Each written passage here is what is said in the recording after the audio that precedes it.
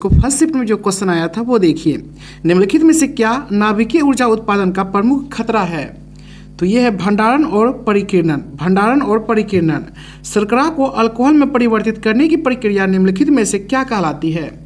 तो ये किण्वन कहलाती है दोस्तों, किण्वन।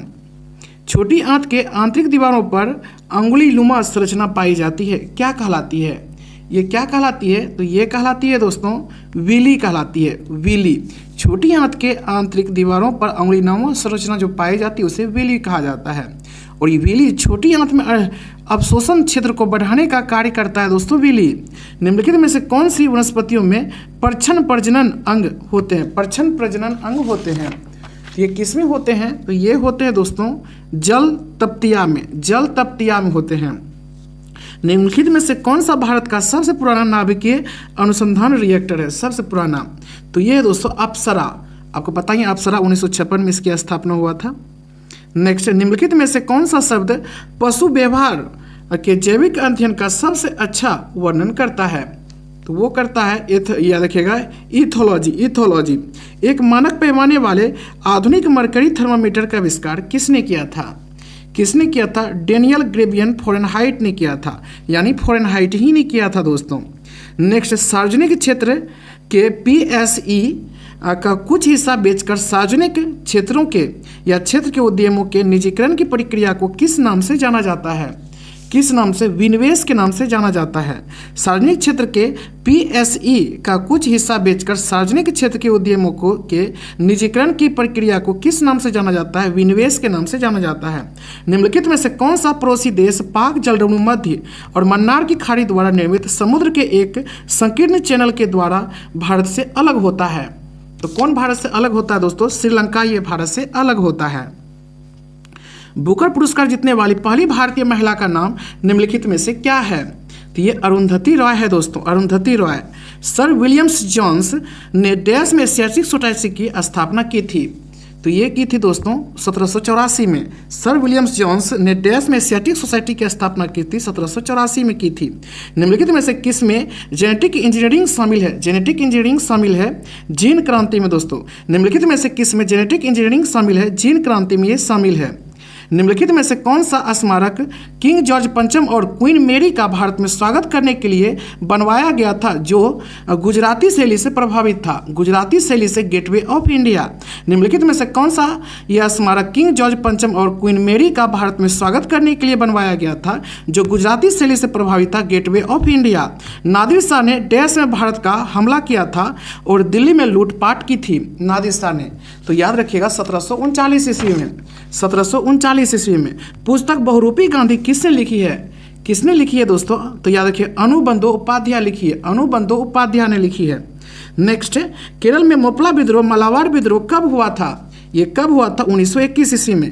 केरल में मोपला विद्रोह और मालाबार विद्रोह कब हुआ था? 1921 ईस्वी में हुआ था। अजंता की गुफाएं कहाँ स्थित है? अजंता की गुफाएं कहाँ स्थित है? तो ये महाराष्ट्र में स्थित है दोस्तों अजंता की गुफाएं। भारतीय निर्वाचन आयोग के अनुसार राजनीतिक दल चुनाव पूर्व किस अवधि में अपना घोषणा पत्र जारी नहीं कर सकते हैं? तो ये नहीं कर सकते दोस्तों 48 आवर्स। भारतीय निर्वाचन आयोग के अनुसार राजनीतिक दल चुनाव पूर्व किस अवधि में अपना घोषणा पत्र जारी नहीं कर सकते? 48 आवर्स। भारत में राष्ट्रीय जलमार्ग NW1 के अनुसार इलाहाबाद प्रयागराज हल्दिया मार्ग की लंबाई प्रसार कितना किलोमीटर है? ये कितना किलोमीटर है? तो 1620 किलोमीटर की है, 1620 किलोमीटर।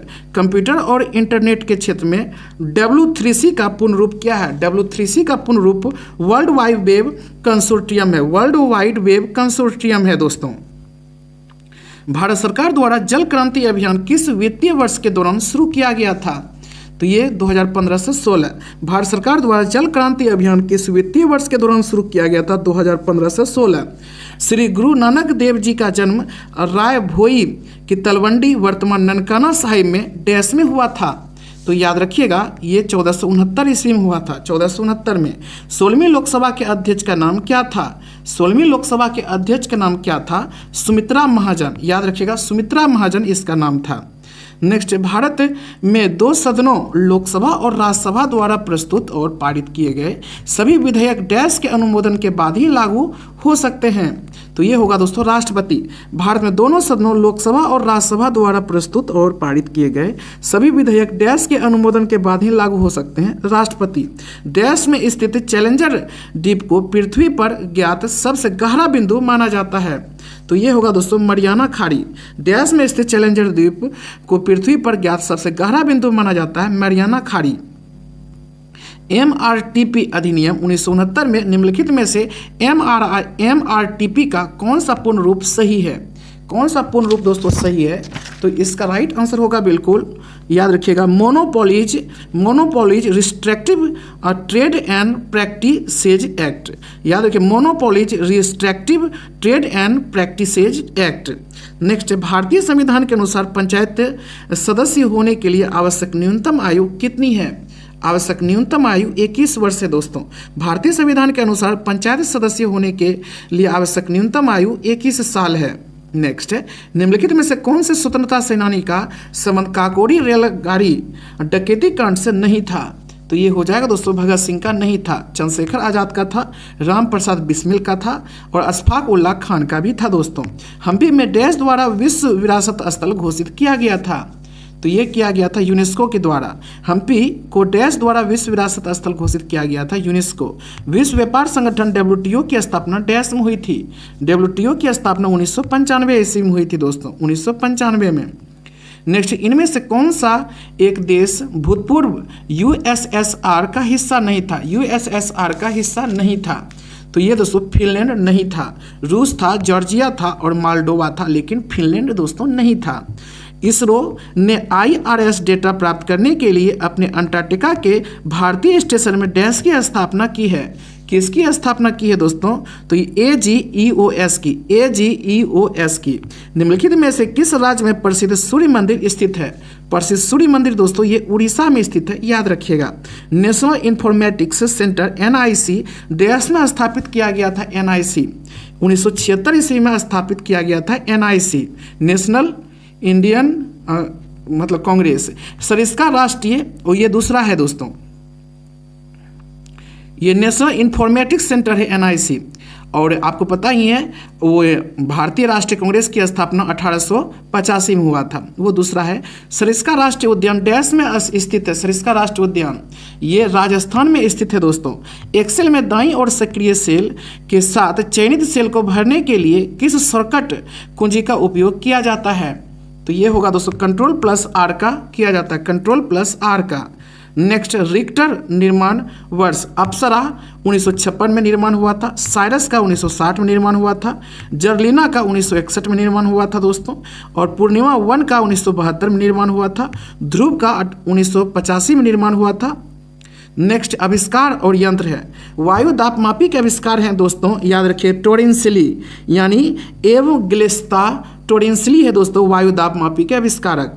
सीमेंट के आविष्कारक जोसेफ स्पेडिन है, सीमेंट के आविष्कारक जोसेफ स्पेडिन। डीजल इंजन के रुडोल्फ डीजल, डीजल इंजन के रुडोल्फ डीजल। पिस्तौल के हैं दोस्तों सैमुअल कोल्ट, पिस्तौल के हैं सैमुअल कोल्ट। और तार के हैं सैमुअल मोर्स, तार के हैं दोस्तों सैमुअल मोर्स हैं।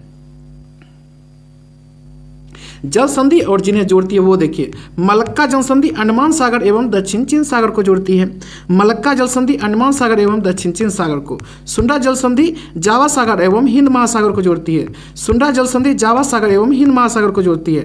बाब अल मंडब ये लाल सागर को अदन की खाड़ी से जोड़ती है। बाब अल मंडब ये लाल सागर को अदन की खाड़ी से जोड़ती है। बॉस जल संधि तस्मान सागर एवं दक्षिण सागर को जोड़ती है। बॉस जल संधि तस्मान सागर एवं दक्षिण सागर को जोड़ती है। बेरिंग जल संधि बेरिंग सागर एवं चुक्सी सागर को जोड़ती है। इंपॉर्टेंट है दोस्तों ये। मलक्का अंडमान सागर एवं दक्षिण चीन सागर को जोड़ती है। सुंडा जल संधि जावा सागर एवं हिंद महासागर को जोड़ती है। बाब अल मंडब लाल सागर एवं अदन की खाड़ी को जोड़ती है। बॉस जल संधि तस्मान सागर एवं दक्षिण सागर को जोड़ती है।